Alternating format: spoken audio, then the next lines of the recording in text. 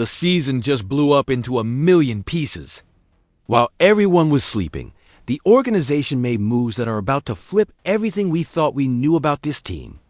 A desperate move for a veteran we know all too well, a defensive star who could be gone within hours, and a replacement in the secondary that no one saw coming. If you thought we had already hit rock bottom, buckle up, because what's coming is brutal. Stick around till the end, because this is about to get wild. After years of watching this team suffer through mediocre quarterbacks, we finally had hope with Jayden Daniels. Finally. A quarterback who made us believe again, who brought back the dream of competing in the NFC East. And what happens? One Sunday night in Seattle, and it all falls apart. Dislocated left elbow. Out for 4 to 6 weeks. And Marcus Mariota is the only option left. I'm telling you this right now. Adam Peters cannot let this season go down the drain with Mariota under center. Did you see what Mariota did the last few times he started? It was a total disaster.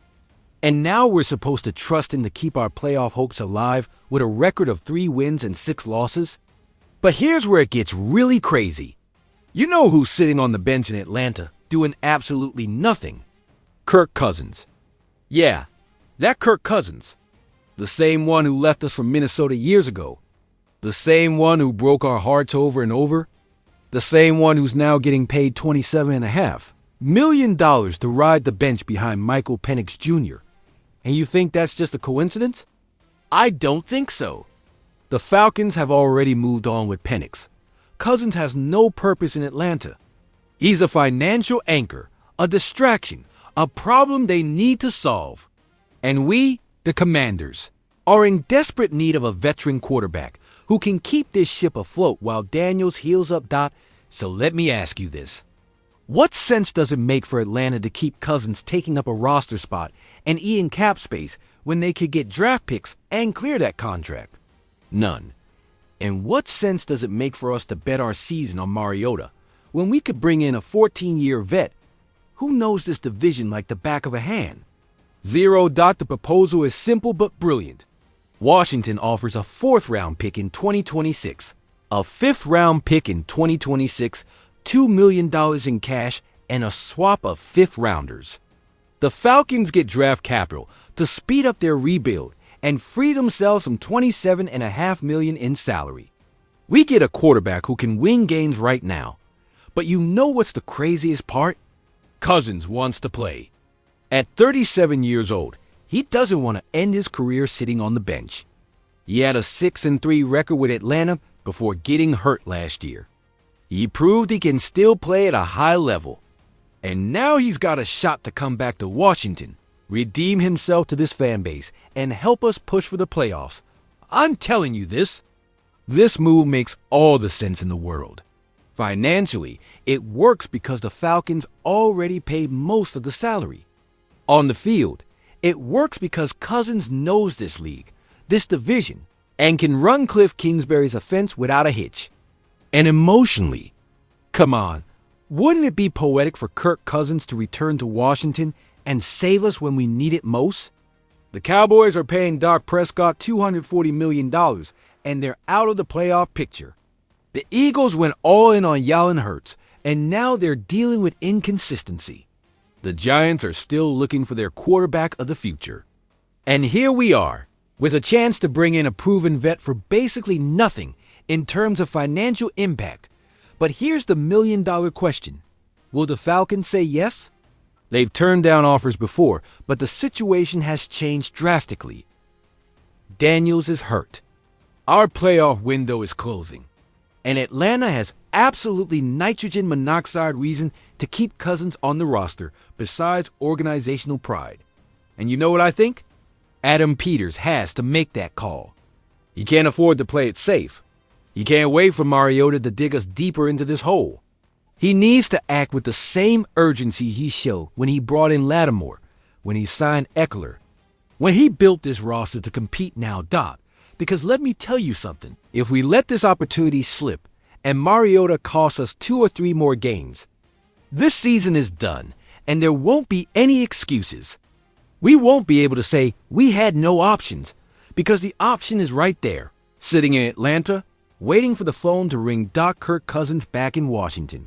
Who would have thought that 6 months ago? But in the NFL, things change in a heartbeat.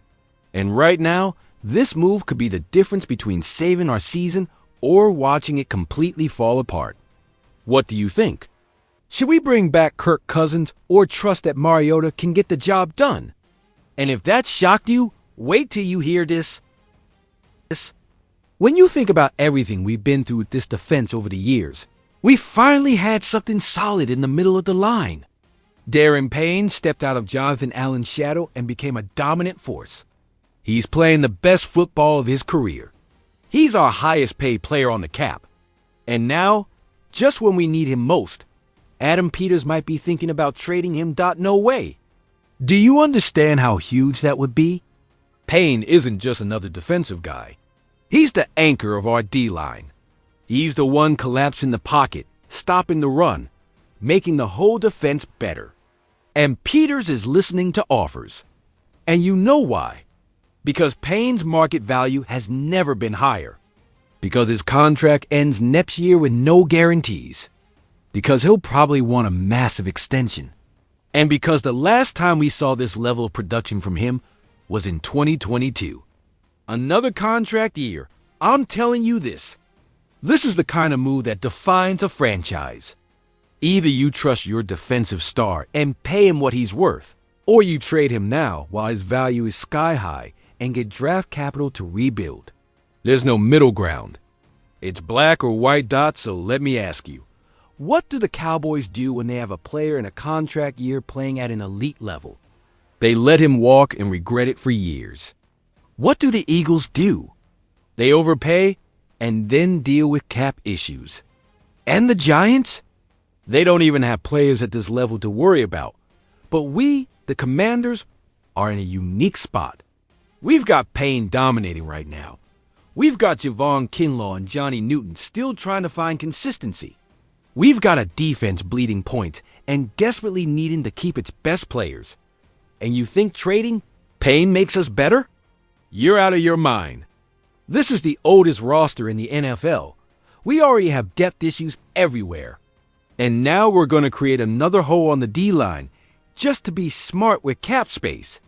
Let me break something down for you about cap space. You don't win games with cap room. You win games with players. And Daron Payne is exactly the kind of player you need to compete in January. He's the kind of guy who makes your defense respected. He's the kind of guy you can't just replace in the draft. But here's the flip side. If Payne is balling out because he's in a contract year and his production is going to dip next season, like it did after his last extension, then Peters is right to consider offers. If we can get a second-round pick or better for him, that capital could bring in multiple young players to help us long-term. But you know what kills me about all this? The timing. We're in the middle of a 4-game losing streak. We just lost Lattimore for the season. Daniels is hurt. McCaffrey is out. And now we're thinking about trading our best defensive piece? I'm telling you this. If Peters makes this move, he better have a brilliant plan to replace that production. Because you can't just pull your best defensive player and expect everything to be fine. That's not how it works in the NFL. Especially not when you're already dealing with a mountain of injuries. Teams chasing the Super Bowl don't trade away their best players midseason. The Niners didn't trade Nick Bosa. The Chiefs didn't trade Chris Jones. The Eagles didn't trade Fletcher Cox when he was dominating. And you know why? Because they understand some players are irreplaceable. But here's the brutal truth. With a record of 3-6, maybe Peters is thinking beyond this season. Maybe he's looking at 2026 and 2027. Maybe he's building for when Daniels is healthy and we've got a younger, deeper roster. And you know what? I get that logic. I really do. But I also get that Washington fans have waited decades for a competitive team. And that we finally have some legit pieces. We're going to tear it all down because things got tough. The trade deadline is just hours away. Peters has to make a call. Does he keep Payne and go all in on this season? Or does he trade him and admit we're rebuilding for the future? There's no easy answer. But whatever he decides will define how we view this front office. What would you do? Keep Daron Payne or trade him for draft picks? But that's nothing compared to what's next. And just when you thought the surprises were over, Adam Peters makes another move no one expected. Marshon Lattimore tears his ACL. Our secondary was already struggling. And the solution is Trey Hawkins, a 6'3" cornerback who got cut by the Giants with an injury settlement. You've got to be kidding me. That's the best we could do? A guy who hasn't been healthy all season. A 6th-round corner who had major coverage issues in his rookie year. That's our plan to replace Lattimore? But here's where it gets really interesting. Hawkins has exactly the profile Dan Quinn loves. 6'3", 195 pounds, long arms, athletic. He's the prototype corner Quinn has chased his whole career as a DC and head coach. And you think that's just random? I don't think so. Quinn saw something in Hawkins back when he was with the Giants. Something that made him think, if that guy were healthy and in my system, he could be special. And now that Hawkins is medically cleared, Peters moved fast to bring him in. So let me ask you, what other options did we have? With a 3-6 record, no draft picks to spare, and the oldest roster in the league, who else could we bring? The answer is nitrogen monoxide 1. We're literally scraping the bottom of the barrel for anything that might help. I'm telling you this move is pure desperation dressed up as strategy. We're not bringing in Trey Hawkins because he's the perfect solution. We're bringing him in because he's literally the only option who fits what Quinn wants in a corner. Let me explain something about playing corner in the NFL. You can't just sign a guy off a practice squad and expect him to shut down. C.D. Lamb, A.J. Brown, or Terry McLaurin. It doesn't work like that.